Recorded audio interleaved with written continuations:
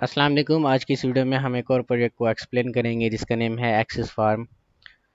सबसे पहले आपने इसका इंट्रोडक्शन वगैरह रीड आउट कर लेना है। इंट्रोडक्शन में इस प्रोजेक्ट का जो स्कोप है वो हमें डिफ़ाइन किया हुआ है टीचर ने। वो कहते हैं कि आपके इस प्रोजेक्ट का जो ऑब्जेक्टिव है वो क्या है कि जिस तरह आपके पास दूसरे फार्म होते हैं, गूगल फार्म हो गया, सर्वे मंकी हो गया, ठीक है। एक्सिस फार्म एक specifically design to ensure that survey are inclusively usable and accessible to our individual including those with visual hearing motor or cognitive impairments।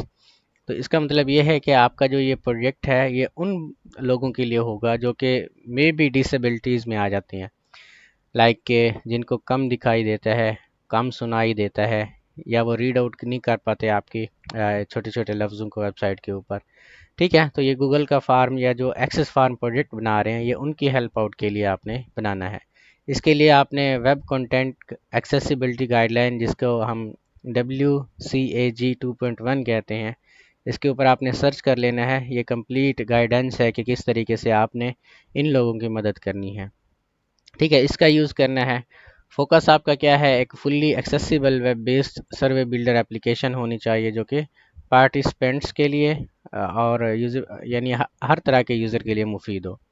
इसका जो कोर ऑब्जेक्टिव है, सबसे पहले इसके अंदर जो फंक्शनलिटीज़ हमारे पास शामिल होनी चाहिए, हमने एक सर्वे बिल्डर वेब एप्लीकेशन बनाना है, ठीक है, जिसमें हमारे पास सब तरह की यूज़र इंस्ट्रक्शन, जिस तरह से कीबोर्ड नेविगेशन है, स्क्रीन रीडर है, या फिर हाई कंट्रास्ट मोड्स है, ये सारी चीज़ें उसमें काम आनी चाहिए, या फिर उसमें जो रिक्वायरमेंट है फुलफ़िल होनी चाहिए। ठीक है, प्रोवाइड करना है अल्टरनेटिव इनपुट आउटपुट। ये हमारे पास एसएमएस, ठीक है, और कैप्शन के लिए हमने तो वैसे उसमें डाला हुआ है, लेकिन यहाँ पे एसएमएस का रिस्पांस के लिए हमने स्टैटिक इसको डाला हुआ है। ठीक है, क्योंकि एसएमएस का रिस्पांस सबमिट करवाने के लिए हमें एक एपीआई ख़रीदनी पड़ती है, ट्वाइलो एपीआई जिसको हम कहते हैं, उसके ऊपर पैसे लगते हैं। ठीक है, तो इसके लिए हमने इसको फिर एडजस्ट तो किया है, लेकिन स्टैटिक एपीआई की मदद से, वो हम बताएंगे कैसे। ठीक है, जो फंक्शनल रिक्वायरमेंट हमारे पास हैं, सबसे पहले यूज़र का रोल है। यूज़र का रोल कैसे डिफ़ाइन किया गया है, हमारे सिस्टम के अंदर 3 यूज़र्स होंगे। एक आपका एडमिन यूज़र होगा, वो करेगा, मैनेज करेगा यूज़र्स को, मॉनिटर करेगा सर्वे को, और ओआरसी कर सकेगा एक्सेसिबिलिटी कंप्लायंस को। फिर आपका फार्म क्रिएटर पैनल है, यानी जो क्रिएट करेगा फार्म को वो यूज़र है, जिसमें वो वाला जो यूज़र है बिल्ड कर सकेगा सर्वेज़ को, कस्टमाइजेबल एक्सेसिबिलिटी सेटिंग जिसमें होनी चाहिए, और डिस्ट्रीब्यूट कर सकेगा फार्म्स वगैरह को। आपका जो रिस्पोंडेंट पैनल है उसमें वो कंप्लीट सर्वे वेब या मोबाइल के ज़रिए उसमें जाके क्या करेगा, अपना सर्वे वगैरह को फिल कर सकेगा। फार्म क्रिएशन का हमारे पास यहाँ पे रिक्वायरमेंट है, आपने ड्रैग एंड ड्रॉप करना है सर्वे बिल्डर फार्म के लिए। Support for question type, multiple choice, text input, फिर एक्सेसिबिलिटी उनमें डालनी है, लाइक के कीबोर्ड ओनली नेविगेशन है या स्क्रीन रीडर है, हाई कंट्रास्ट डिलीशिया फ्रेंडली थीम उसमें डालनी है, आल टेक्स्ट डालना है इमेजेस के लिए, और कैप्शन या साइन लैंग्वेज वीडियो सपोर्ट भी वो कर सकता हो। ये कैसे हमने इम्प्लीमेंट किया ये भी हम आपको बताएंगे। फिर आपने रिस्पांस कलेक्शन के और अडॉप्शन के लिए web responses through any browser यहाँ पे करना है। ठीक है, फिर वॉइस बेस रिस्पांस यहाँ पे यानी टेक्स्ट टू स्पीच इंटीग्रेशन करवानी है। ठीक है, SMS based participation without internet access के, ये भी आपने करवानी है। इसके लिए हमारे पास हमने ये इम्प्लीमेंट नहीं करवाई। ठीक है, फिर एनालिटिक्स और रिपोर्टिंग जनरेट करवानी है हमने, इसमें एक्सेसिबल डैशबोर्ड होने चाहिए फार्म क्रिएटर के लिए, स्क्रीन रीडर की फंक्शनैलिटी होनी चाहिए, फ्रेंडली ग्राफ्स और टेबल्स होने चाहिए, और यहाँ पे वो CSV एक्सेल के अंदर यहाँ पे एक्सपोर्ट कर सके जो आपका डेटा है, वो सारे का सारा डेटा। ठीक है जी, यहाँ पे टेक्निकल और रिक्वायर्ड स्किल के लिए उन्होंने बताया हुआ कि क्या चीज़ें आप यहाँ पे यूज़ कर सकते हैं। इसके साथ फिर आपकी फाइनल रिपोर्ट होगी, ठीक है, और स्लाइड्स वगैरह भी होंगी। ठीक है जी, तो यहाँ पे हमने आपको एक जिप फाइल दी होगी कुछ इस तरीके से। आपने इस जिप फाइल को एक्सट्रैक्ट करना है। जब आप एक्सट्रैक्ट करेंगे तो htdocs के अंदर जैसे प्रोजेक्ट को रन करवाया जाता है वैसे ही आपने रन करवाना है। इसका जो डेटाबेस है PHP MyAdmin ये के ऊपर आपने इंपोर्ट करवा लेना है। ठीक है, देन आपने 3 ब्राउज़र्स को ओपन करना है। 3 ब्राउज़र को क्यों ओपन करना है, क्योंकि आपके सिस्टम के अंदर 3 यूज़र हैं। ठीक है, यहाँ पे आपने जाना है और यहाँ पे localhost/access farm, जो कि फ़ोल्डर का नेम, आपने कोई भी फ़ोल्डर का नेम जो बनाया होगा जिसके अंदर ये फाइल्स होंगी तो वो आपने डालना है। जैसे ही एंटर पे क्लिक करेंगे तो ये आपका लैंडिंग पेज कुछ इस तरीके से आ जाएगा। ठीक है, अगर आप यहाँ पे दोबारा से इसको करें तो इसमें आपकी Theme changed to default. ठीक है, ये आपकी वॉइस असिस्टेंट भी इसमें आ जाता है। ठीक है, अब इसमें जो एक्सेसिबिलिटी के मेन टॉपिक्स हैं आपके पास, जो कि प्रोजेक्ट की रिक्वायरमेंट थी, वो यहाँ पे हमने इम्प्लीमेंट की हुई है। यहाँ पे एक्सेसिबिलिटी के ऊपर आपने क्लिक करना है, आप इसको हाई कंट्रास्ट के ऊपर भी Theme changed कर to high सकते हैं। ठीक है, contrast. ये हाई कंट्रास्ट हमारे पास थीम इसकी चेंज होके आ गई। आप कोई भी पेज इसमें Theme change. देखेंगे, ठीक है, तो Theme हमारा changed to high contrast. Voice जो कॉन्फ़िगरेशन है वो भी वहाँ पे लगी हुई है। ठीक है, आप किसी भी पेज के ऊपर जाएंगे तो ये आपको बताएगा कि थीम आपकी चेंज हो Theme गई है। changed to high contrast. ठीक है, इसके बाद फिर यहाँ पे आप डिलीशिया फ्रेंडली, Theme मतलब changed to dyslexia. जिन लोगों को डिलीशिया है तो वो यहाँ पे, उसके लिए भी हमने यहाँ पे इसका फ़ॉन्ट चेंज कर दिया है। ठीक है, ताकि उनको यहाँ पे पता चल सके कि हमारी वेबसाइट के अंदर क्या चीज़ें हैं। ठीक है, इसके बाद फिर Theme हमने एक और फीचर भी इसमें ऐड किया Theme हुआ है, changed to वो dyslexia. है वॉइस रीडर का। ठीक है, यहाँ पे आप वॉइस रीडर को इनेबल करते हैं। आप जब जहाँ पे भी Access आपने form. माउस को जहाँ पे भी लेके जाएंगे ये रीड करेगा। ठीक है, Pakistan's first fully accessible survey and form platform. Built for everyone, supporting high contrast, dyslexia friendly, voice input and screen reader. ठीक है, जिस तरह यहाँ पे Access हमने इसको form. इनपुट कराया हुआ है। आपका जो ओल्ड प्रोजेक्ट था उसमें ये वाली फंक्शनैलिटी नहीं थी, आपको भी पता है। Special themes for visually impaired and ठीक है, इसके बाद फिर लार्जर टेक्स्ट के लिए dyslexia भी हमने friendly. यहाँ पे Screen reader deactivated. Larger text के ऊपर हम क्लिक करेंगे तो हमारा जो Larger टेक्स्ट है text यहाँ पे enabled. लार्जर हो जाएगा। ठीक है, यहाँ पे आप रजिस्टर Larger text कहीं enabled. पे भी चले जाएं तो आपका ये Larger एक्सेसिबिलिटी text फार्म काम enabled. करेगा। ठीक है, तो हम यहाँ पे डिफ़ॉल्ट के ऊपर चाहते हैं Theme changed to default. और यहाँ पे लार्जर की जगह पे Larger text ओल्ड जो disabled. हमारे पास टेक्स्ट आ जाता है। फर्स्ट ऑफ ऑल आपके सिस्टम के अंदर 3 यूज़र्स हैं। हम सबसे पहले एडमिन को लॉगिन करते हैं। ये आपका एडमिन है। ठीक है, यहाँ पे आपने लॉगिन पे क्लिक करना है। इसका जो यूज़र नेम होगा हमारे पास एडमिन होगा, पासवर्ड भी हमारे पास एडमिन ही होगा। ठीक है, तो यहाँ पे एडमिन, और इसका जो पासवर्ड होगा वो भी हमारे पास एडमिन होगा। लॉगिन के ऊपर क्लिक करेंगे तो Theme ये changed एडमिन to आपका यहाँ default. पे लॉगिन हो जाएगा। ठीक है, इसके बाद यहाँ पे ये एडमिन का आपके पास डैशबोर्ड है, जिसमें एडमिन सारे के सारे कितने फार्म्स यहाँ पे हैं, टोटल कितने फार्म क्रिएट हुए हैं वो देख सकता है, कितने रिस्पॉन्सेज हैं, कितने क्रिएटर और कितने रिस्पोंडेंट आपके सिस्टम के अंदर यूज़ हो रहे हैं या फिर लॉग्ड इन है।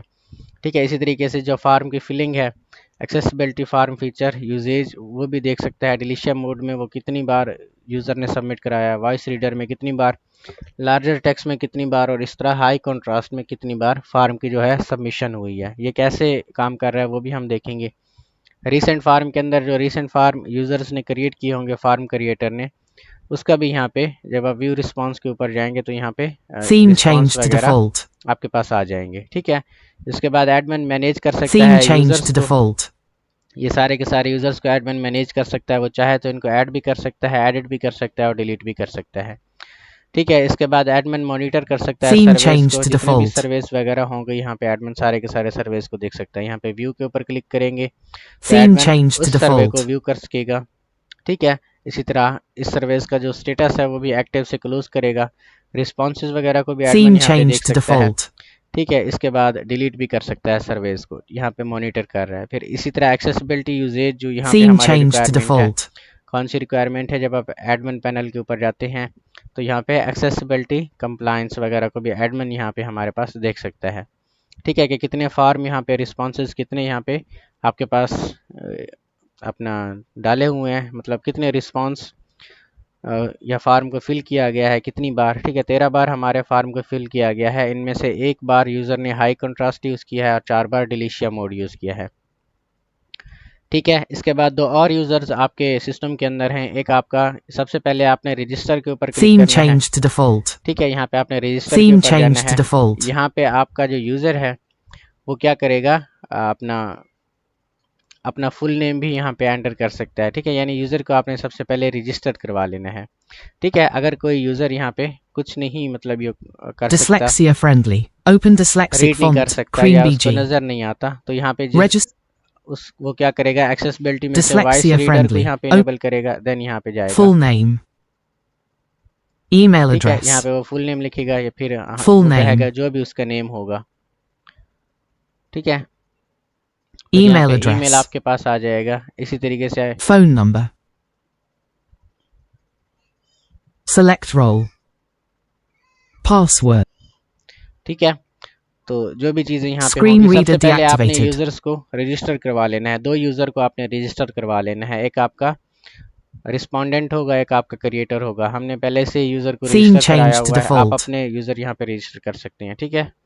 तो सबसे पहले यहाँ पे हम क्रिएटर को रजिस्टर करवाते हैं, ठीक है, अपना लॉगिन करवाते हैं। तो ये फार्म क्रिएटर, लॉगिन के ऊपर क्लिक करेंगे तो ये फार्म Theme क्रिएटर के changed to जो हमारे पास default. डैशबोर्ड है वो यहाँ पे आ जाएगा। इसमें वो अपने क्रिएट किए हुए सारे के सारे फार्म्स को देखेगा, कितने फार्म उसने क्रिएट किए हुए हैं, कितने रिस्पॉन्स आए हुए हैं, और एक्सेसिबिलिटी इंट्रैक्शन कितनी यहाँ पे ऐड हुई है। इसके बाद यहाँ पे एक चार्ट हमारे पास बन के आ गया है, लाइन चार्ट, ठीक है। रियल टाइम रिस्पॉन्सेज जितने भी अकर हुए थे, लाइक के 9 जून को हमारे पास 3 रिस्पॉन्सेज आए थे, 19 जून को हमारे पास एक आया था, 20 को भी हमारे पास एक आया था, 21 को भी एक, फिर 22 को हमारे पास 2 आए, और यहाँ पे 23 को हमारे पास 5 आए रिस्पॉन्सेज, ठीक है। ये सारे के सारे चार्ट के अंदर आ गए हमारे पास।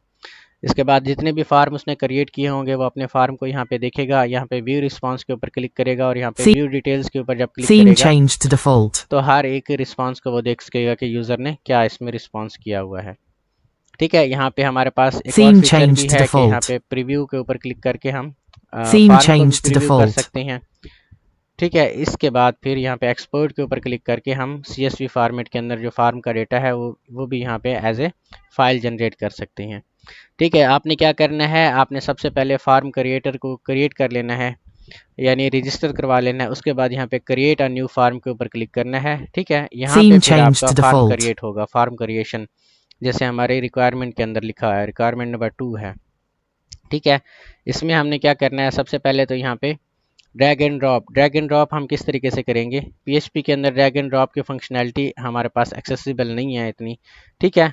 तो इसके लिए हमने यहाँ पे अपना ऐड क्वेश्चन यहाँ पे यूज़ किया हुआ है 1 2 3 के साथ, ठीक है। फार्म का टाइटल क्या है, फर्ज करें कि यहाँ पे हम एक फार्म ले रहे हैं, कि कौन सा ले रहे हैं, what should be the petrol price in Pakistan. एक हम यहाँ पे फार्म ले रहे हैं कि पेट्रोल की प्राइस कितनी होनी चाहिए, और यहाँ पे फार्म की जो डिस्क्रिप्शन है, प्लीज़ गिव फेयर प्राइसेस, ठीक है। तो यहाँ पे डिस्क्रिप्शन है। अब यहाँ पे क्वेश्चन टेक्स्ट क्या है, व्हाट इज़ योर नेम, ठीक है। सबसे पहले हम उसका नेम लिखेंगे, ठीक है। अब यहाँ पे एक्सेसिबिलिटी फीचर के अंदर क्या चीज़ डालेंगे, आल टेक्स्ट फॉर इमेज वीडियो, अगर कोई इमेज या वीडियो है यहाँ पे आल टेक्स्ट हम डालेंगे, ठीक है।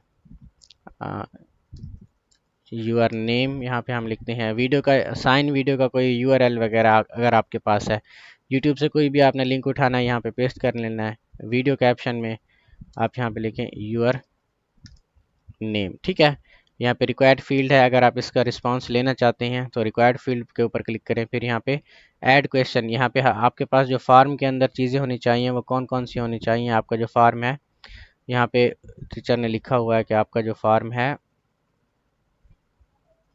ये है कि sport question types for multiple choice, text input, rating scale या फाइल अपलोड। तो यहाँ पे सबसे पहले हमने एक फार्म लिया है, अब यहाँ पे टेक्स्ट इनपुट लिया है, तो यहाँ पे हम मल्टीपल चॉइस लेते हैं, ऐड क्वेश्चन के ऊपर क्लिक करते हैं, ठीक है। यहाँ पे अब क्वेश्चन टेक्स्ट के अंदर लेते हैं विच व्हीकल यू हैव, ठीक है, कि आपकी बाइक कौन सी है। तो यहाँ पे ऑप्शन 1 आपके पास आ जाएगा, कार है आपके पास, दूसरा आपके पास है जी बाइक है, तीसरा आपके पास है, आप कह लें कि डाला हम लिख लेते हैं, ठीक है। इसमें भी एक्सेसिबिलिटी सेटिंग अगर आपने करनी है तो इसमें कर सकते हैं, ठीक है। तो यहाँ पे हम XYZ लिख लेते हैं ताकि यहाँ पे हमारा जो टाइम है ज़ाया ना हो, ठीक है। तो यहाँ पे लिंक आपने यही लगा देना है, ठीक है। इसके बाद ये क्वेश्चन आपका ऐड हो जाएगा। फिर मल्टीपल चॉइस क्वेश्चन आपने फिर चेक बॉक्सेस यहाँ पे लगाने हैं ऐड क्वेश्चन के ऊपर जाके, ठीक है। यहाँ पे what is your monthly income, ठीक है। तो यहाँ पे ऑप्शन 1 हम कहते हैं जी, ये कॉमर्स स्प्रेडेड आपने देनी है, ठीक है। तो 20K, फिर आपके पास आ जाएगा 30K, फिर आपके पास आ जाएगा 40K, फिर आपके पास आ जाएगा 50K, ठीक है। इसी तरीके से आप और भी ड्रॉप डाउन मेन्यू को भी क्रिएट कर सकते हैं। यहाँ पे ऐड क्वेश्चन, क्वेश्चन के जो टेक्स्ट है वो क्या करना चाहते हैं आप ड्रॉप डाउन मेन्यू के अंदर, यहाँ पे what is your family size. ठीक है, तो यहाँ पे हम कहते हैं जी 2 3 4 5। ठीक है, इसके बाद एक और क्वेश्चन हम यहाँ पे लगाते हैं, रेटिंग अपस्केल वाला। ऐड क्वेश्चन के ऊपर क्लिक करते हैं। ठीक है, how many stars will you give current government. ठीक है, ये आपके पास आ जाएगा। इसी तरीके से फाइल अपलोड का भी आपके पास ऑप्शन है यहाँ पे, प्लीज़ अपलोड पीडीएफ। ठीक है, तो यहाँ पे आपने सेव एंड पब्लिश के ऊपर क्लिक करना है, तो आपका जो फॉर्म है यहाँ पे Theme क्रिएट हो changed to जाएगा। default. ठीक है, यहाँ पे आप गो टू डैशबोर्ड के ऊपर जाएं और यहाँ पे जो Theme आपका changed फॉर्म to है default. ये वाला, what should be the petrol price, यहाँ पे व्यू रिस्पॉन्सेज के ऊपर अभी Theme कोई भी changed to रिस्पॉन्स इसमें default. नहीं है। ठीक है, इसके बाद प्रीव्यू के ऊपर क्लिक करेंगे तो यहाँ पे जो Theme यूज़र है changed to वो प्रीव्यू default. कर सकता है कि किस तरीके से आपका जो फॉर्म है यहाँ पे दिखेगा दूसरे लोगों को। ठीक है, इस तरीके से आपका जो फॉर्म है यहाँ पे दूसरे लोगों को दिखेगा। ठीक है, तो इसी हम प्रोजेक्ट को एक और ब्राउज़र के अंदर ओपन करते हैं। ये आपका क्रिएटर का फॉर्म था। ठीक है, यानी क्रिएटर साइट थी। अब यहाँ पे आपने एक और ब्राउज़र के अंदर प्रोजेक्ट को ओपन करना है। ठीक है, सेम ब्राउज़र के अंदर आपने नहीं रखना मल्टीपल यूज़र को, वो आपको एरर Theme देगा। changed to default. ठीक है, यहाँ Theme पे आप changed to default. रजिस्टर के ऊपर जाएंगे, सबसे पहले सिलेक्ट अ रोल करेंगे। यहाँ पे आप रिस्पोंडेंट को पहले रजिस्टर करेंगे। हमारे पास Theme एक आई changed to think default. Respondent भी रजिस्टर्ड है, तो यहाँ पे ये वाला मे बी, तो रिस्पोंडेंट के ऊपर क्लिक करते हैं, लॉगिन के ऊपर। Theme changed to तो यहाँ पे default. हमारे पास रिस्पोंडेंट लॉगिन हो गया। अब यहाँ पे रिस्पोंडेंट का काम है कि कौन सा सर्वे यहाँ पे मुकम्मल करना चाहता है वो। हम यहाँ पे ये वाला Theme सर्वे changed मुकम्मल to करते हैं। default. ठीक है, अब यहाँ पे स्पीक आंसर के ऊपर क्लिक करेगा। यहाँ पे हमने वो फीचर अप्लाई किया है जिसमें यूज़र किस वे में यूज़र अपना बोल के अपना आंसर जो है वो सबमिट कर सकता है। ठीक है, कैसे यहाँ पे हम बताते हैं। जैसे ही आप स्पीक आंसर के ऊपर क्लिक करेंगे तो यहाँ पे आपने अलाउ पे के ऊपर क्लिक करना है। यहाँ पे आपने लिखना है नासिर अब्बास। अच्छा, यहाँ पे वॉइस रिकग्नाइजेशन, नासिर अब्बास, नासिर अब्बास। अच्छा, ये वाला जो फीचर है यहाँ पे कल काम कर रहा था, आज नहीं कर रहा, नासिर अब्बास। ठीक है, इसको अगर सेट कर सकते हैं तो हम आपको कर देंगे। ठीक है, अदरवाइज ऐसे इम्प्लीमेंट होता रहे। यहाँ पे आपने फिर क्या करना है, अपना नेम लिखना है।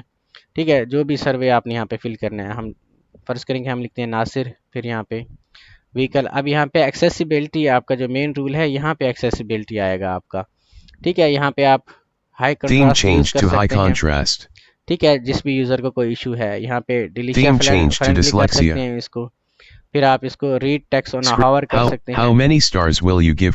Microphone speak answer. Please upload PDF. ठीक है, इसी तरीके से आप Larger लार्ज टेक्स्ट भी dyslexia कर सकते हैं friendly. इसको। ठीक है, Theme डिफ़ॉल्ट के ऊपर जाएंगे तो accessibility. डिफ़ॉल्ट आपके पास हो जाएगा। Larger ठीक text. है, ये एक्सेसिबिलिटी फीचर आपके हर पेज के अंदर हमने लगाया हुआ है। ठीक है, बस जैसे ही यहाँ पे फॉर्म का आप फिल करेंगे, ठीक है, यहाँ पे 30 के और फैमिली साइज़ आपके पास जो ऑप्शन हमने दिए थे 4। ठीक है, कितने स्टार देंगे ये आपके पास आ जाएगा। और यहाँ पे ऐसे पीडीएफ को फाइल जनरेशन है इसका मैंने देखा नहीं था, आई थिंक ये काम करेगा। सबमिट रिस्पांस के ऊपर क्लिक करेंगे तो रिस्पांस आपका यहाँ पे सबमिट हो जाएगा। अब दूसरी जगह पे यहाँ पे फार्म का जो क्रिएटर है, ठीक है, यहाँ पे वो देख सकेगा कि कितना फार्म आपका यहाँ पे Theme अपडेट हुआ changed है। to ठीक default. है, आज की डेट में हमने एक फार्म को फिल किया तो यहाँ पे लाइन चार्ट हमारे पास आ गया। अब यहाँ पे ये वाला जो फार्म है, एक रिस्पोंडेंट ने इसमें क्या किया हुआ है, फिल किया हुआ है। ठीक है, ये व्यू रिस्पॉन्सेज के ऊपर क्लिक करेगा Theme तो change. यहाँ पे डिटेल्स Theme वगैरह भी देख changed to सकेगा default. उनकी। ठीक है, तो यहाँ पे ये चीज़ें आपके पास आ जाएंगी। उसने 3 स्टार सेलेक्ट किया था हमने, फैमिली साइज़ हमने दिया था और मंथली इनकम दी थी। व्हीकल टाइप हमारे पास क्या है ये आपके पास आ गई थी। ठीक है, यहाँ पे आपका नेम क्या है। ठीक है जी, तो ये आपका फॉर्म इस तरीके से यहाँ पे हमने डाला हुआ है। बाकी Theme इसमें कोई changed भी to चीज़ आपको default. समझ नहीं आती तो आप हमसे कांटेक्ट कर सकते हैं। अच्छा, इसमें यह है कि अब एसएमएस फीचर किस तरीके से डाला हुआ है, यहाँ पे जस्ट हमने एक लाइन लिखी हुई है कि अगर किसी ने एसएमएस वगैरह करना भी है तो इस नंबर पे करे और फार्म को क्या करे कि क्वेश्चन 1 का आंसर ये है, क्वेश्चन 2 का ये है, क्वेश्चन 3 का ये है। ठीक है, एसएमएस का फीचर इस तरीके से हमने डाला हुआ है। ठीक है, 30। अच्छा, यहाँ पे ये पता नहीं क्यों नहीं काम कर रहा। ठीक है जी। तो यहाँ पे अगर आप इस फार्म को एज ए एक्सेसिबिलिटी के अंदर ये फिल करेंगे, जैसे कि Theme change to dyslexia. डिस्लेशिया, तो यहाँ पे हम होम के ऊपर जाते हैं। यहाँ पे total Theme change accessibility to instruction default. 14 है। ठीक है, तो यहाँ पे जैसे ही हम इसको फिल करेंगे, सबमिट के ऊपर क्लिक करेंगे, यहाँ पे एक्सेसिबिलिटी इंस्ट्रक्शन आपके पास। Theme change to ठीक है, default. टोटल रिस्पॉन्सेज ये, एक्सेसिबिलिटी इंस्ट्रक्शन ये। इसी तरीके से एडमिन भी देख सकता है इनको जब हम एडमिन को लॉगिन करते हैं। ठीक है, यहाँ पे हम बैक टू फॉर्म जाते Theme हैं, change to log out Theme करते change हैं, to dyslexia. एडमिन को लॉगिन करते हैं। ठीक है Theme change to dyslexia. यहाँ पे एक्सेसिबिलिटी फीचर के Theme अंदर change to dyslexia. डिस्प्लेशिया मूड हमारा यहाँ पे 2 हो गया। हाई कंट्रास्ट अगर हमने अप्लाई किया होता तो उसका भी यहाँ पे बढ़ जाना था। इसी तरीके से वॉइस रीडर हमने वहाँ पे सिलेक्ट किया हुआ था, लार्जर टेक्स्ट भी। तो ये सारी एक्सेसिबिलिटी जो कंप्लायंस मॉनिटर है यहाँ पे हमारा काम कर रहा है। ठीक है, जितनी हमें समझ आई है, आपका जो Theme प्रोजेक्ट है change वो to इस तरीके default. से बनना था। बाकी इसमें चीज़ें किस तरीके से इम्प्लीमेंटेशन हमने की हुई है, सबसे पहले आपने VS कोड के अंदर प्रोजेक्ट को ओपन कर लेना है। कैसे आपने ओपन करना है, इसके लिए आपने यहाँ पे फाइल के ऊपर क्लिक करना है, ओपन फोल्डर के ऊपर क्लिक करना है। देन यहाँ पे देखेंगे htdocs का फोल्डर आपने कि किस फोल्डर के अंदर, htdocs में किस फोल्डर के अंदर आपने प्रोजेक्ट को रखा हुआ है। हमने इसमें रखा हुआ है। ठीक है, तो सिलेक्ट फोल्डर करना है आपने, तो ये सारे का सारा फोल्डर आपका यहाँ पे सिलेक्ट होके आ जाएगा। अच्छा, यहाँ पे हमने गलत फोल्डर को ओपन कर लिया, तो ओपन फोल्डर, और यहाँ पे ये एक्सेस फार्म को आपने सेलेक्ट करना है। ठीक है, सेलेक्ट फोल्डर करेंगे तो ये फोल्डर आपका यहाँ पे सिलेक्ट होके आ जाएगा, और ये सारे का सारा जो आपका कोड है यहाँ पे आपके पास विजिबल होके आ जाएगा। ठीक है, इसके बाद आपने क्या करना है, जो बेसिक चेंजेस हमने आपको सिखाई हुई हैं, देखें जो बेसिक चेंजेस कैसे हमने आपको सिखाई हुई है। पिछली वीडियो के अंदर भी मैंने बताया था कि बेसिक चेंजेस क्या होती हैं। ठीक है इस वीडियो के अंदर भी हम आपको बताएंगे कि बेसिक चेंजेस हमने कैसे यहाँ पे डाली हुई हैं। ठीक है, first of all first video जो हमने आपको HTML बेसिक्स की वीडियो में बताया था कि चीज़ें आपकी कैसे काम करती हैं। HTML बेसिक्स की वीडियो में हमने आपको क्या Theme बताया था, change to सबसे पहले कि default. फ़ाइल को कैसे क्रिएट करते हैं। कैसे क्रिएट करते हैं फ़ाइल को, यहाँ पे आपने जाना है, न्यू फाइल के ऊपर क्लिक करना है, और यहाँ पे आपने फ़ाइल को नेम देना है। जैसे nasir.html की एक फ़ाइल यहाँ पे हमारे पास है। ठीक है, इसके अंदर आपने कंटेंट कैसे लेना है, यहाँ पे आपने शिफ्ट और 1 को प्रेस करना है, तो ये डॉक्यूमेंट टाइप के अंदर यहाँ पे आप नासिर अब्बास लिख दें तो ये एक फ़ाइल आपकी यहाँ पे क्रिएट होके आ गई है। ठीक है, अब ये फ़ाइल क्रिएशन हमने सिखाई क्यों है आपको, कल को अगर टीचर कहते हैं कि आपने नेविगेशन बार के अंदर एक नया एटम ऐड करना है, ठीक है, या एक नई फ़ाइल क्रिएट करनी है, उसको नेव बार के अंदर यहाँ पे एक एटम होना चाहिए ताकि जहाँ पे जब उसके ऊपर आप क्लिक करें तो उसी फाइल को, जो आपने न्यू फाइल बनाई है, उसी फाइल को वो रीडायरेक्ट हो जाए। तो कैसे करेंगे आप, आपने फिर चले जाना है नेविगेशन navbar.php वाली फ़ाइल के अंदर। ठीक है, इसमें आपने एक नेव आइटम बना लेना है। अब नेव आइटम कैसे बनाना है ये हमने आपको बताया था CSS बेसिक्स के अंदर। ठीक है, इसमें हमने क्या सिखाया था आपको, हमने ये सिखाया था कि यहाँ पे रजिस्टर के आगे हम बनाते हैं। ठीक है, सबसे पहले हमने आपको क्या बताया था उसमें, यहाँ पे हम ढूंढ लेते हैं रजिस्टर।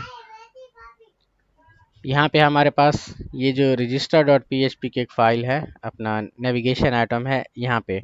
ठीक है, तो नेविगेशन आइटम बनाने का सिंपल काम भी यही है कि आपने नेव आइटम यहाँ पे कैसे बनाना है। उसके लिए हमने आपको बताया था कि सबसे पहले आपने यहाँ पे LI सेलेक्ट करना है। ठीक है, लिस्ट आइटम, इसके अंदर फिर आपने क्या कर देना है, अपना नेम या कोई भी चीज़ आपने लिख लेनी है। फ़ाइल को सेव करना है। इस फाइल को जैसे ही आप रिफ़्रेश करेंगे तो यहाँ पे देखिए ये नेव आइटम Theme आपके पास आ change to गया है। ठीक default. है, ये नासिर के नेम से हमने बनाया हुआ है।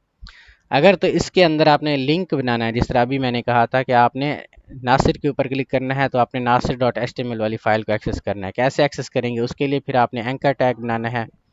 ठीक है, एंकर टैग बना के इसको आपने लिंक दे देना है href। ठीक है, href के अंदर क्या डालना है, नासिर, या फिर जो भी फाइल का नेम था nasir.html की आपके पास फाइल थी। ठीक है, इसका पाथ आपने ठीक कर देना है, इसके अंदर आपने फिर लिखना है नासिर। ठीक है, अब आपकी इसको रिफ़्रेश करेंगे, ये हमारे पास एक लिंक बन के Theme आ गया change नेव to बार के अंदर। default. यहाँ पे जैसे ही क्लिक करेंगे तो ये देखिए nasir.html का जो पेज हमने बनाया था उसी पेज को यहाँ पे एक्सेस कर दिया है। टीचर अगर कहते हैं कि यहाँ पे रजिस्टर और लॉगिन के बीच में अपना नेम लिख के दिखाओ, वो भी आप ऐसे ही लिख के दिखाएंगे। ये वाला जो है यहाँ से कॉपी करेंगे, ठीक है, और यहाँ पे रजिस्टर और लॉगिन के बीच में जाके इसको पेस्ट कर देंगे। ठीक है, बस आपने एक चीज़ का ध्यान रखना है, अगर आप ऐसे ही पेस्ट करेंगे तो आपको ये वाला एरर आएगा। क्यों एरर आएगा? क्योंकि ये पीएचपी की स्टाइलिंग के अंदर हमने लिखा हुआ है। ठीक है, अगर इसको हमने पीएचपी की स्टाइलिंग के अंदर कन्वर्ट करना है तो इसके लिए सिंपल वे है कि ऊपर वाला आप कॉपी पेस्ट करें नीचे, और यहाँ पे एल आई जो टैग है आपका, इस एल आई टैग का सिंगल कोट्स के अंदर आप अपना कोड लिख लें। ठीक है, यहाँ पे जैसे ही रिफ्रेश करेंगे तो यहाँ पे आपका नेम लिख के आ Theme जाएगा। changed to ठीक है जी, अब आप कह रहे थे कि आपने तो मतलब इसके लिए भी हमने एक और लिंक, अगर इसके बैकग्राउंड कलर या सीएसएस में कोई चेंजेस करनी है तो उसके लिए यहाँ पे हमने सीएसएस की फाइल वगैरह को रखा हुआ है। ठीक है, इसमें आपने क्या करना है, अगर आपको चेंज करना आता है सीएसएस फाइल के अंदर, ठीक है, अगर आप इतना लर्न कर गए हैं तो ठीक है, अदरवाइज आप सेम फाइल के अंदर भी सीएसएस वगैरह अप्लाई कर सकते हैं। फ़र्ज़ करें कि ये जो हमारे पास अपना नेविगेशन बार है, ठीक है, इसका बैकग्राउंड कलर चेंज करना है तो आप कैसे करेंगे? हम देखेंगे कि नेव बार के अंदर कलर कौन सा लिखा हुआ है। ठीक है, यहाँ पे वैसे हमने बूटस्ट्रैप का यूज़ किया हुआ है। ठीक है, तो बूटस्ट्रैप का कहाँ पे यूज़ किया हुआ है? ये जो हमारे पास नेव बार मैंने डार्क लिखा हुआ है, डार्क की जगह पे आपने सक्सेस कर देना है। ठीक है, जब आप सक्सेस करेंगे, आपकी बार रिफ्रेश करके देखें तो वैसे यहाँ पे हमारा चेंज theme नहीं हुआ। changed to default. ये इसलिए नहीं हुआ क्योंकि इसका सीएसएस के अंदर हमने लगा के रखा हुआ है। ठीक है, अगर ये सक्सेस करने से आपका चेंज नहीं भी होता तो आपने क्या करना है, जिस फाइल के अंदर आप हैं, हम यहाँ पे index.php की फ़ाइल के अंदर है, जस्ट इसी फाइल के आपने क्या करना है, index.php की फ़ाइल के अंदर आपने जाना है, और यहाँ पे स्टाइल टैग, अगर आपका यहाँ पे स्टाइल टैग लगा हुआ है तो ठीक है, नहीं तो आपने स्टाइलिंग टैग यहाँ पे बना लेना है, यानी सीएसएस आपने करनी है। ये तो वैसे ही है ना जैसे हमने लेक्चर्स के अंदर सिखाया था। सीएसएस कैसे की जाती है, यहाँ पे आपने फिर क्लास का नेम ले लेना है या फिर इसको अपनी क्लास दे देनी है। ठीक है, फ़र्ज़ करें इसको हम अपनी क्लास दे देते हैं, कौन सी? नेविगेशन की क्लास हम दे देते हैं। इसी नेविगेशन को यहाँ से कॉपी करना है आपने। अब क्लास को कैसे हिट करते हैं सीएसएस के अंदर, उसके लिए यहाँ पे हम डॉट लगाते हैं, देन क्लास का नेम और उसकी स्टाइलिंग करते हैं। तो हमने बैकग्राउंड कलर चेंज करना है तो यहाँ पे बैकग्राउंड कलर हम चेंज करते हैं। उसके लिए हमारे पास background manage colour colon red यहाँ पे। ठीक है, रेड को करके देखते हैं अगर ये हमारे पास हो जाता है तो। फिर भी हमारे पास Theme नहीं हुआ। changed ठीक to है, ये default. अगर फिर भी नहीं हो रहा तो यहाँ पे जो CSS का लिंक लगा हुआ है इसको आपने कट कर देना है। ठीक है, अब यहाँ पे हम देखते हैं, ये देखें आपका Theme जो changed to बैकग्राउंड कलर है वो default. यहाँ पे रेड हो गया है। ठीक है, ये पहले हमारे पास क्यों नहीं हो रहा था, क्योंकि इस स्टाइलिंग से पहले हमारी वो CSS वाली स्टाइलिंग के अंदर जो नेविगेशन बार का कलर लिखा हुआ है वो यहाँ पे अप्लाई हो रहा था। ठीक है, एक तो ये है कि आपने इस तरीके से करना है। ठीक है, दूसरा आपने एक और चीज़ यहाँ पे सीख लेनी है, वो चीज़ ये है कि इसमें एक्सेसिबिलिटी आपकी किस तरीके से हम परफॉर्म करवा रहे हैं। ठीक है, सबसे पहले हमने नेविगेशन Theme बार के changed to अंदर ये default. एक ड्रॉप डाउन आइटम रखा हुआ है, नेविगेशन का ड्रॉप डाउन आइटम। ठीक है, वो कहाँ पे रखा हुआ है? नेव बार के अंदर जब आप जाएंगे तो ये सारे का सारा जो कोड है आपका, ये एक्सेसिबिलिटी वाला, ठीक है, इसके अंदर फिर आप हमने लिंक्स रखे हुए हैं कि डिफ़ॉल्ट जब हो तो आपने थीम कौन सा सेलेक्ट करना है। ठीक है, जावास्क्रिप्ट यहाँ पे लगाई हुई है। इसके लिए आपकी दो फाइल्स इंपॉर्टेंट हैं। ठीक है, आपने क्या करना है, सबसे पहले ये navbar.php वाला कोड यहाँ से कॉपी करना है। इसको हम चैट जीपीटी की मदद से समझेंगे। ठीक है, तो कैसे समझेंगे? या तो आप चैट जीपीटी के ऊपर जाएं या फिर आप जेमिनाई के ऊपर जाएं, दोनों के ऊपर आप जा सकते हैं। इसको आपने navbar.php वाली फ़ाइल का लिंक देना है अपना, ये सारे का सारा कोड जो हमने कॉपी किया हुआ है इसको कॉपी करना है, यहाँ के यहाँ पे जाके आपने पेस्ट करना है। यहाँ पे हमारी जो वेबसाइट है वो लोड हो जाए एक बार, यहाँ पे फिर हम करते हैं। ठीक है, यहाँ पे हमारी वेबसाइट लोड हो गई है। ठीक है, तो यहाँ से आपने जाना है इसको, एक तो ये accessibility.java वाली जो फाइल है इसको ये दे देना है। ठीक है, एक ये फाइल इसके साथ लिंक कर देनी है, और एक ये style.css वाली फ़ाइल को आपने इसके साथ लिंक कर देना है। हमारे पास टाइम कम है इसलिए हम आपको AI की मदद से कैसे सीखते हैं वैसे आपको लर्न करवा रहे हैं। ठीक है, तो हम इसको कहते हैं प्लीज़ इसमें जो एक्सेसिबिलिटी फ़ीचर है वो रोमन उर्दू में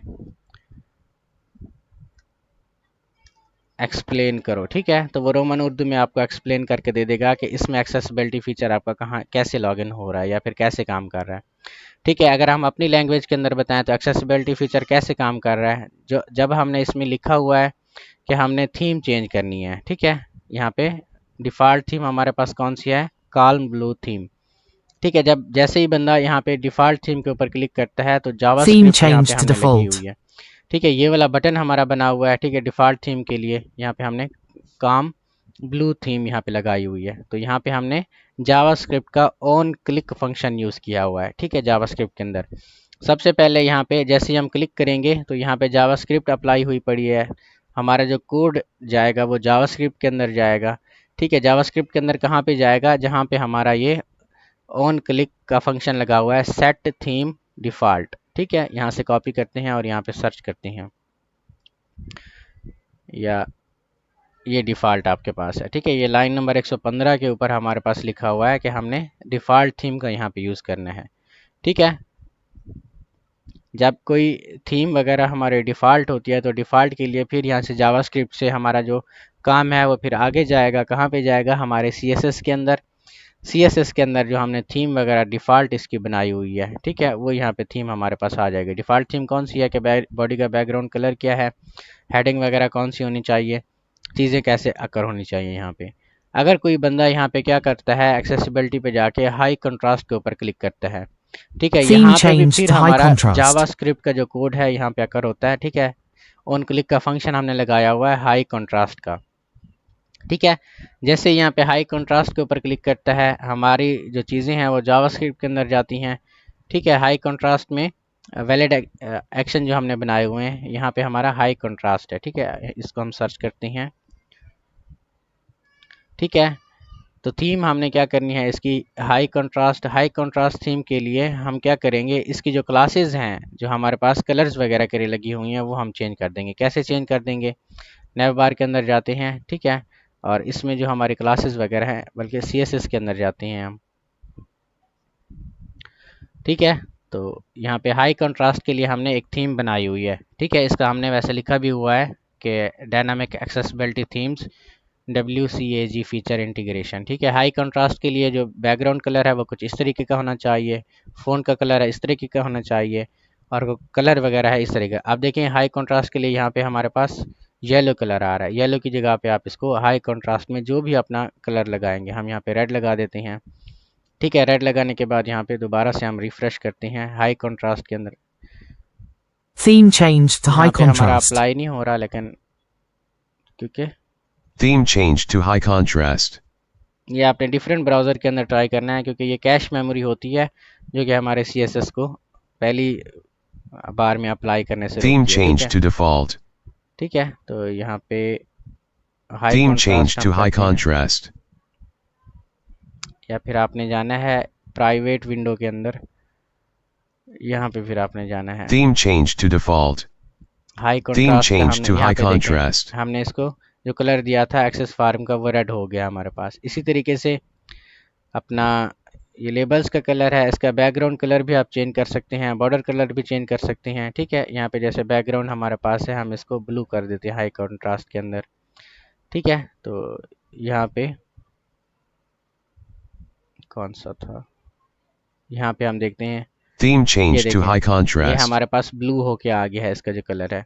ठीक है, इस तरीके से आपने अपनी इम्प्लीमेंटेशन करनी है। अगर ये चीज़ें लिखी हुई हैं तो किस लिए लिखी हुई हैं, ये चीज़ें आपने देखना है। ठीक है, अब जो हमने AI से पूछा था इसमें एक्सेसिबिलिटी फ़ीचर कैसे यहाँ पे यूज़ हो रहा है, तो ये आपको बताएगा कि हमारे पास जो फ़ीचर हैं वो पहले तो विजुअल थीम्स के लिए यूज़ हो रहे हैं।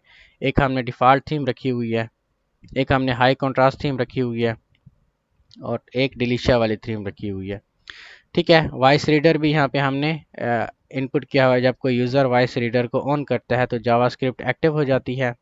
इसके बाद यूज़र जब भी अपना माउस किसी टेक्स्ट पर, जैसे ही हेडिंग, पैराग्राफ, बटन या लेबल्स के ऊपर जाता है, हॉवर करता है वॉइस रीडर फीचर के लिए। फिर यहाँ पे लार्जर टेक्स्ट फीचर भी हमने अप्लाई किया हुआ है कि 130% बढ़ा देता है। बैकएंड के ऊपर वर्किंग के लिए क्या चीज़ें हैं, इसके लिए हम कहते हैं कि मुझे JS फाइल का लाइन बाय लाइन कोड समझाओ, क्योंकि आपके सिस्टम के अंदर जो दो फाइल्स इंपॉर्टेंट हैं वो आपकी जावास्क्रिप्ट वाली फ़ाइल फर्स्ट प्रायोरिटी पे ऊपर आ जाती है। अगर टीचर आपसे पूछें कि आपने क्या करना है, आपने किस तरीके से ये मतलब लिखा हुआ है कोडिंग वगैरह जावास्क्रिप्ट की, इसको एक्सप्लेन करें तो कैसे एक्सप्लेन करेंगे, ये चीज़ें आपने AI से पूछ लेनी है। ठीक है, इसमें फर्स्ट लाइन का आपके पास क्या मतलब है कि स्क्रीन रीडर हम चेक करते हैं कि एक्टिव है या नहीं। अगर तो एक्टिव है तो फिर हम क्या करेंगे, माउस हॉवर फीचर यूज़ करेंगे ताकि वॉइस रीडर यहाँ पे इनेबल रहे। ठीक है, इसमें भी यही है। ठीक है, एआई आपको सिंपल उर्दू के अंदर बता देगा। मतलब यहाँ हम एक वेरिएबल स्क्रीन रीडर बना रहे हैं और शुरू में इसकी वैल्यू फॉल्स कर रहे हैं, बंद कर रहे हैं। ये ट्रैक करेगा कि वॉइस रीडर ऑन है या नहीं, जैसे हमने आपको बताया था कि वॉइस रीडर यहाँ पे चेक कर रहे हैं कि हमारा ऑन है या नहीं। फिर यहाँ पे एडमिन कंप्लायंस लॉगिंग है। ठीक है, एडमिन कंप्लायंस लॉगिंग यहाँ पे हम कैसे कर रहे हैं कि जैसे हमने देखा है कि अगर कोई फॉर्म एक्सेसिबिलिटी फीचर के साथ हमारा इनपुट करता है, ठीक है, तो उसके लिए यहाँ पे हमने एक्सेसिबिलिटी फीचर को डेटाबेस के एक टेबल बनाई हुई है, उसी टेबल के अंदर सेव करवाने के लिए हम यूज़ करवा रहे हैं। ठीक है, वो कौन सी टेबल है वो भी हम यहाँ पे देखेंगे। फिर यहाँ पे एक और फंक्शन हमने बनाया हुआ है थीम्स फीचर के लिए। ठीक है, ये फंक्शन हमारा क्या करेगा, ठीक है, ये आपने कोड यहाँ से समझ लेना है। फिर थीम स्विचर का भी फंक्शन हमारे पास है। ये देखें, मतलब जब भी कोई थीम बदल दी जाती है तो सबसे पहले हम बॉडी से पुरानी थीम्स यानी हाई कंट्रास्ट या डिलीशिया को साफ या रिमूव कर देते हैं ताकि ये नए रंग से अप्लाई हो सके। ठीक है, इस तरीके से आपके पास ये चीज़ें हैं। आपने CSS वाली फ़ाइल को भी थोड़ा बहुत एक्सप्लेन करवा लेना है। इसके बाद जो मुझे मेन फ़ाइल लगी है वो आपकी है फार्म क्रिएशन वाली फ़ाइल। ठीक है, तो ये सारे का सारा कोड आपने कॉपी करना है, कॉपी करके जेमिनाई को देना है और इसको बोलना है कि मुझे ये सारे का सारा कोड एक्सप्लेन करके दो। ठीक है, जब तक ये हमारे पास पेस्ट होता है हम यहाँ पे एक्सप्लेन कर लेते हैं। ठीक है, इस फाइल के अंदर सबसे पहले यहाँ पे हम चेक कर रहे हैं कि हमारा जो सेशन है वो स्टार्ट है या नहीं। लाइक हम लॉग्ड इन यूज़र को चेक कर रहे हैं, क्योंकि सिर्फ लॉग्ड इन यूज़र ही हमारे इस फॉर्म को एक्सेस कर पाएंगे। ये कौन सा हम यहाँ पे चेक कर रहे हैं, ये जैसे ही यूज़र हमारे पास लॉगिन होता है, ठीक है, Theme मतलब changed to high क्रिएटर हमारे contrast. पास। ठीक है, लॉगिन के ऊपर क्लिक करते हैं, Theme changed to high contrast. ये क्रिएट फार्म वाले पेज के ऊपर हम Theme हैं। changed to default. ठीक है, तो इसमें सबसे पहले क्रिएटर की आईडी चेक की जाती है कि अगर कोई यूज़र लॉगिन है देन ये फार्म का क्रिएशन का वाला जो पेज है वो यहाँ पे आपको एक्सेस हो सके। फिर हमने इसके अंदर एक अपना फार्म बनाया हुआ है। ठीक है, यहाँ पे HTML के अंदर जब आप जाएंगे, ठीक है, फार्म की जो डिटेल्स हैं या फिर फार्म का टैग हमने बनाया हुआ है, इसके अंदर फिर हमने फार्म बनाया हुआ है। लेबल के अंदर फार्म का टाइटल वगैरह बनाया हुआ है। आप इसमें अपने लेबल भी जो HTML बेसिक्स के अंदर फार्म क्रिएशन आपने सीखी थी वो यहाँ पे ऐड कर सकते हैं। ठीक है, फ़र्ज़ करें कि इसमें आप एक और लेबल वगैरह ऐड कर रहे हैं, तो कैसे आप यहाँ पे ऐड करेंगे। ठीक है, तो यहाँ पे लेबल के अंदर हम फार किस लिए हम ले रहे हैं, फार एज। ठीक है, तो यहाँ पे हम लेबल एज लिखेंगे, फिर इसको एक इनपुट दे देंगे हम। ठीक है, इनपुट टाइप इसका क्या हो जाएगा, हमारे पास नंबर। ठीक है, input type is equal to number और एज के लिए हम ले रहे हैं तो ये एज के लिए होगा। जब हम इसको रिफ्रेश करेंगे क्रिएट फार्म को तो यहाँ पे हमारे पास एक एज का फील्ड भी यहाँ पे आ जाएगा। Theme ये देखिए, changed to default. Form title के बाद हमारे पास एज आ गया। ठीक है, ये चीज़ें इस तरीके से काम करती है कि बेसिक्स सीखना क्यों ज़रूरी होता है। ये देखें, बेसिक्स से ही हमने इसका फार्म का जो इनपुट है वो यहाँ पे बनाया हुआ है। अगर आप यहाँ तक भी लिख दें, ठीक है, HTML बेसिक्स के अंदर तो यही चीज़ सिखाई थी, यही दो चीज़ें या दो लाइंस हमने इतनी सिंपल आपको बना के दी थी। ये चीज़ें भी यहाँ पे वर्क करेंगी। ठीक है, Theme changed to ये देखें default. एज आपकी यहाँ पे वर्क कर रही है। ठीक है, बाकी ये जो स्टाइलिंग लिखी हुई है ये स्टाइलिंग बूटस्ट्रैप से हमने कॉपी की हुई है। ठीक है, जैसे क्लास फार्म मैनेज लेबल, ये फार्म मैनेज लेबल बूटस्ट्रैप की क्लास है, उसमें हाइट विड्थ फार्म की या फार्म के लेबल की हाइट विड्थ सेट की हुई है हमने। ठीक है, FW मैनेज बोल्ड, F से फॉन्ट, W से वेट, मैनेज बोल्ड यानी फॉन्ट वेट बोल्ड कर दो आप इसका। ये चीज़ यहाँ पे हो रही है। ठीक है, इसी तरीके से ऐड क्वेश्चन हम किस तरीके से कर रहे हैं, इसके लिए हम जावास्क्रिप्ट का यूज़ कर रहे हैं। ठीक है, जैसे ही कोई बंदा ऐड क्वेश्चन के ऊपर क्लिक करता है तो जिस टाइप का क्वेश्चन वो यहाँ पे ऐड करना चाहता है उस टाइप का क्वेश्चन यहाँ पे ऐड हो जाता है। लाइक के टेक्स्ट इनपुट करना चाहता है, पैराग्राफ करना चाहता है, मल्टीपल चॉइस है, चेक बॉक्सेस हैं, ड्रॉप डाउन मेन्यू है, रेटिंग है या फाइल अपलोड है, वो यहाँ पे आपके पास ऐड होके आ जाती है। ठीक है, यहाँ पे क्रिएट फार्म आपका इस तरीके से हो रहा है। बाकी यहाँ पे जो दूसरा आपके पास इंपॉर्टेंट पेज है वो रिस्पोंडेंट वाले अपना फोल्डर के अंदर है, उसमें आपका क्या है, सबमिट रिस्पांस। सबमिट रिस्पांस ये कैसे आपका रिस्पांस सबमिट हो रहा है, इसमें हमने यहाँ पे फिर चेक कराया हुआ है कि किस यूज़र ने कौन सा फार्म यहाँ पे सबमिट किया हुआ है। ठीक है, देन उसका जो फार्म का रिस्पांस है उसके लिए हमने टेबल बनाई हुई है, फार्म अंडरस्कोर रिस्पांस और फिर फार्म अंडरस्कोर आंसर। हर क्वेश्चन का आंसर सेव होगा हमारे डेटाबेस टेबल के अंदर और हर फार्म का रिस्पांस आईडी यहाँ पे सेव होगा। इसके लिए हमने इंसर्ट वाली जो क्वेरी है यहाँ पे यूज़ करी हुई है। अगर आप PHP माई एडमिन के ऊपर जाएँ, यहाँ पे माई एसक्यूएल के एडमिन के ऊपर जाते हैं तो इसमें भी आप चीज़ें ये परफॉर्म कर सकते हैं। ठीक है, सारे का सारा कोड आपने एक्सप्लेन करवा लेना है प्लीज़ इसको भी एक्सप्लेन करो। तो ये सारे का सारा कोड आपको एक्सप्लेन करके दे देगा। ठीक है, ये क्रिएट फार्म का जैसे यूज़र पोस्ट के ऊपर क्लिक करता है आपका डेटा पोस्ट होता है। देन यहाँ पे आपका एक वेरिएबल बनता है टाइटल का। यहाँ पे ट्रिम फंक्शन आपका यूज़ होता है, लाइक एक्स्ट्रा स्पेसेस वगैरह अगर कोई एंटर हो गई है यूज़र से तो वो यहाँ पे हम उसको ट्रिम करें यानी रिमूव करें। ठीक है, देन टाइटल डिस्क्रिप्शन, फिर उसके बाद ये चीज़ें हमारे पास सेव हो जाती हैं। देन क्वेश्चन, जो भी क्वेश्चन यूज़र पूछना चाहता है वो यूज़र के क्वेश्चन जो हैं वो भी यहाँ पे हमारे पास टेबल के अंदर जो क्वेश्चंस की टेबल हमने ली हुई है उसके अंदर जाके सेव हो जाती हैं। ठीक है, आपका जो डेटाबेस है वो एक्सेस फार्म अंडरस्कोर डीबी के नेम से है। पहले वाला जो डेटाबेस है उसको आपने यूज़ नहीं करना। ठीक है, इसमें आपके पास जो टेबल है एक यूज़र्स की टेबल है, क्वेश्चन की टेबल है, फार्म रिस्पॉन्स की है, फार्म आंसर की है, फॉर्म्स की है और एडमिन की और एक्सेसिबिलिटी लॉग्स की है। इसके ऊपर भी आप क्रड ऑपरेशन परफॉर्म करना सीखें, लाइक कि हमारे पास ये एडमिन्स की टेबल है। ठीक है, अब ये इसके ऊपर हम क्रड ऑपरेशन कैसे परफॉर्म कर सकते हैं वो आप एआई से कहें।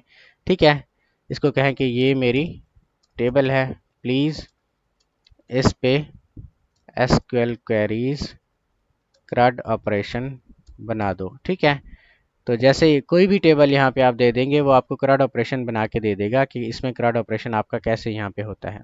ठीक है, ऊपर वाला जो पेज हमने इससे एक्सप्लेन करवाया था वो भी यहाँ पे हमारे पास आ गया है कि पेज एक्सप्लेनेशन हमारी किस तरीके से होती है। ठीक है, तो यहाँ पे आपने एंटर करना है तो ये क्रड ऑपरेशन आपको यहाँ पे बना के दे देगा। ठीक है, ऊपर वाली एक्सप्लेनेशन आपने ज़रूर देखनी है। अभी आपके पास 3-4 दिन है, इन 3-4 दिनों में आपने सारे का सारा ये रेडी कर लेना है, क्योंकि जिस तरीके के आपके टीचर हैं वो आपके एसक्यूएल क्वेरीज के ऊपर फोकस करती हैं, अपना इसमें चेंजेस वगैरह के ऊपर फोकस करती हैं और सारी चीज़ों को आपसे एक्सप्लेन करवाती हैं। ठीक है, एसक्यूएल क्वेरीज के लिए इंसाइट के लिए वो कहता है ये वाली क्वेरी आपने देनी है, इंसाइट इनटू एडमिन्स, और जो भी यूज़र नेम पासवर्ड आप डालना चाहती हैं। सिलेक्ट के लिए कोई भी चीज़ सेलेक्ट करनी है तो सिलेक्ट स्टार फ्राम यानी select all from admin, admin की टेबल में से सारी चीज़ें सेलेक्ट करो। इसी तरीके से कोई एक आईडी के साथ किसी को सिलेक्ट करवाना है तो ये आप क्वेरी यूज़ करनी है, किसी नेम से सिलेक्ट करवाना है तो ये क्वेरी यूज़ करनी है। अपडेट के लिए भी आप कोई चीज़ अपडेट क्वेरी के साथ इसमें पोस्ट कर सकते हैं। डिलीट के लिए भी आपका जो डिलीट ऑपरेशन है यहाँ पर परफॉर्म होकर आ जाएगा। ठीक है जी, तो ये कंप्लीट आपकी वीडियो थी। आपने हर एक पेज को यहाँ से एक्सप्लेन करवा लेना है, हर एक पेज को समझना है। इनमें सारी चीज़ें बिल्कुल सेम ही हैं। लाइक आपके पास ये क्रिएटर डैशबोर्ड है, क्रिएटर डैशबोर्ड के ऊपर इसमें सबसे पहला जो कोड है 8-10 लाइंस का सेम है, या ये 11 लाइंस का हर पेज के अंदर। हम चेक करवा रहे हैं कि सबसे पहले सेशन हमारा स्टार्ट है, इसमें यूज़र कोई लॉग्ड इन है या नहीं। अगर लॉग इन है तो कौन सा यूज़र लॉग इन है, उसी यूज़र का डैशबोर्ड यहाँ पे आएगा। फिर उस यूज़र ने जितने भी फार्म वगैरह क्रिएट किए हुए होंगे उसके लिए यहाँ पे हमने ये क्वेरी लगाई हुई है, सेलेक्ट काउंट आईडी यानी यूज़र की आईडी, अपना ये फार्म की आईडी को as total form from forms, form की टेबल में से वो वाले फार्म को चेक करो जिसमें यूज़र की आईडी मैच करती है करंट लॉग्ड इन यूज़र की आईडी के साथ। ठीक है, उसकी टोटल बना के हम यूज़र को यहाँ पे डिस्प्ले करवा देते हैं। कहाँ पे डिस्प्ले करवा देते हैं, ये आप जब अब होम के ऊपर जाएंगे तो यहाँ पे आपके टोटल फार्म की क्रिएट होके Theme आ जाएंगे। changed to ठीक है, यहाँ default. पे इसके बाद टोटल रिस्पॉन्सेज वगैरह को भी यहाँ पे हम चेक कर रहे हैं कि टोटल रिस्पॉन्सेज यहाँ पे ज्वाइन ऑपरेशन हमने लगाया हुआ है।